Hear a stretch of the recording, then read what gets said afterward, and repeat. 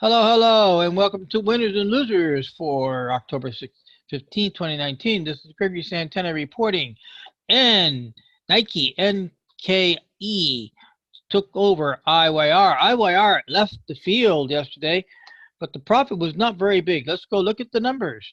So here we are, 9% on 9K on Nike. It owes 1010 and it's 367. So off the top of my head, a little less than $700. All right, moving in.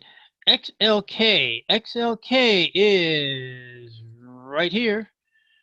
There it is. And what's cool about XLK, it's going after the low-hanging fruit of SMT, a dead loss leader of 268. We're already at 306. So let's just keep on going. Got to move up to stop somewhere in this zone here, probably along this line in this area, midfield defense. We'll see what happens.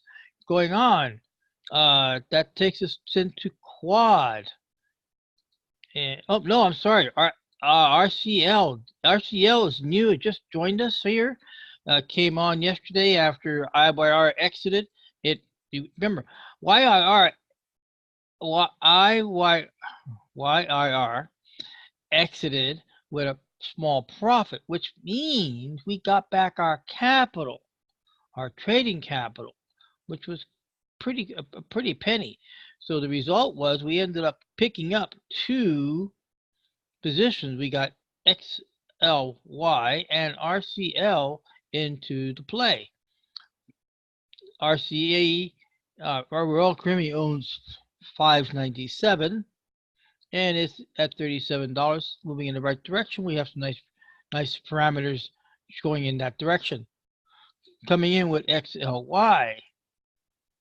XLY is going after a low-hanging fruit of 316, and just got to do is follow the rules and keep into the game plan.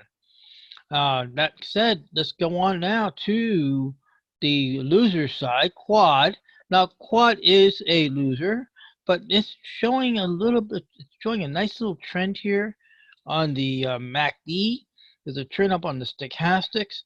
So we are looking at this. This technically would have been another one of my entry strategies, but we're already in this trade, so there's no compounding.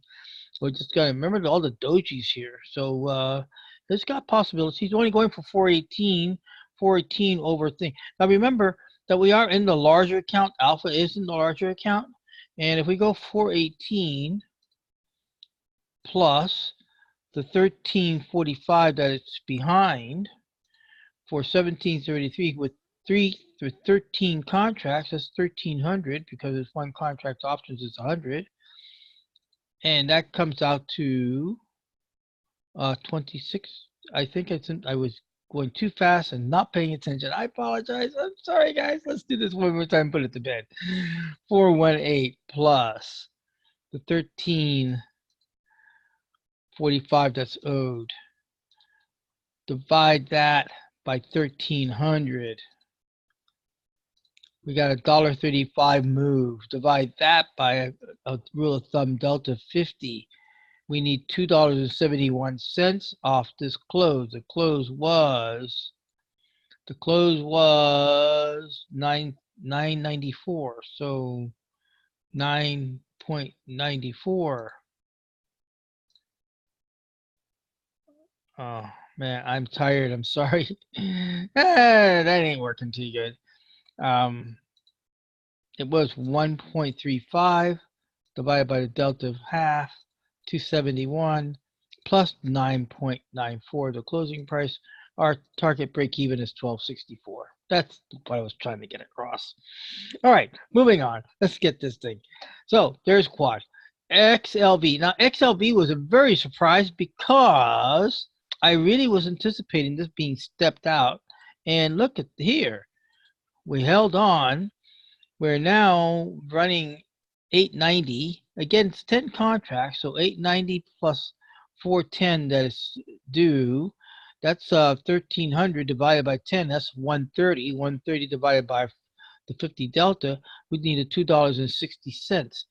$2.60 with an ATR of 123. So we're about 3 days out in an ideal world. Keep an eye on it. Keep moving it forward. Walgreen, little comeback, not much, but still something. It's just he can't get it's getting its traction. It owes the alpha account 595, and we're behind 632. So round off about 12 plus, more or less, and then 500 into that. So I'm not going to go through all the numbers tonight, just showing you that there is still some. Now here was a disappointment. I have to say, I made a mistake here on this order. An order was that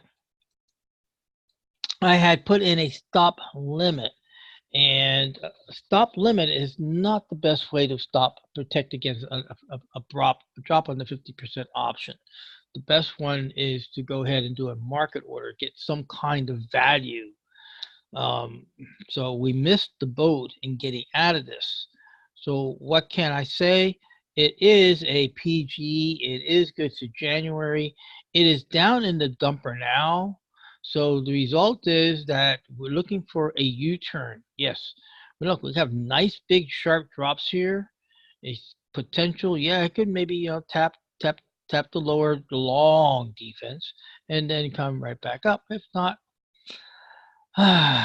disappointments. Okay, that said, let's go over to the Tigers and get them put to bed. And the Tigers, as I said earlier, IYR exited. It only exited with a $10. So let me show you what is going to happen here with IYR right there. So here's the plan. The plan is that we're going to, they still owe us 743. We have a nice doji here. There's a nice changeover coming here with the MACD. So the reason we got out was that this was in time decay. We had no choice. We had to just pull the trigger and get out. We got back our trading capital. That was important. So what's going to plan to be would be is for this turnaround to come up this way. It providing that the other trades have maybe paid off, because we have actually achieved nirvana. Yes. Idle money makes no money. All my money is in the play. So see be it. We'll see where it goes from here. All right, going on now to our leader here at the Tigers is Edison. Now Edison is a put. So we want this action to go down. And Edison owes us 442, and we're 76 bucks. Yeah, well, we're almost at 25% thereabouts, more or less. Going on to Dominion. Dominion also was a put.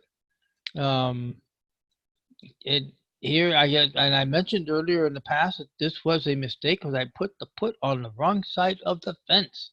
So hear me up, guys. Anything below this line is a call, is a put. Anything above is a call.